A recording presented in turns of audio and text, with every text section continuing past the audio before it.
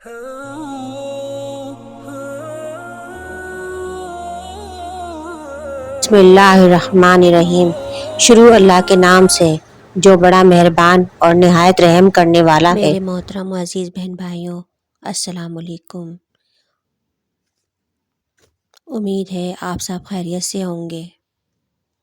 मेरे मोहतरम अजीज़ बहन भाइयों, आज की हमारी वीडियो ऐसी बीमारी के इलाज पर है जिसमें कई लोग मुब्तला हैं।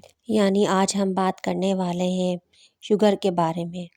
ये एक ऐसी बीमारी है जो 100 बीमारियों की जड़ है, जिसे कंट्रोल में रखना बेहद ज़रूरी है। शुगर एक ऐसी बीमारी है जो कई दूसरी बीमारियों को जन्म देने में अहम किरदार अदा करती है। आज की वीडियो में मैं आपको शुगर के रूहानी इलाज के बारे में बताने वाली हूँ। वीडियो में आगे बढ़ने से पहले मेरी तमाम बहन भाइयों से गुजारिश है कि मेरे चैनल को सब्सक्राइब करके वीडियो को लाइक कर दें। मेरे मोहतरम बहन भाइयों, जो वजीफ़ा मैं आपको बताने वाली हूँ, वजीफ़े के साथ साथ आपने परहेज़ भी लाजमी करना है और जो दवाएं डॉक्टर ने आपको तजवीज़ की हैं वो भी आपने जारी रखनी है। वजीफ़ा पढ़ने का तरीका कुछ यूँ है। ये अमल आपने सुबह और शाम करना है। अव्वल और आखिर 7 बार दुरूद इब्राहिम पढ़ें और दरमियान में ये आयत मुबारका 7 बार पढ़कर पानी पर दम करें और पानी पी लें। ये अमल मरीज़ ख़ुद भी कर सकता है या कोई और शख्स मरीज़ को पानी पर दम करके ये आयत पिला सकते हैं। ये अमल आपने बिला नागा 2.5 माह तक जारी रखना है।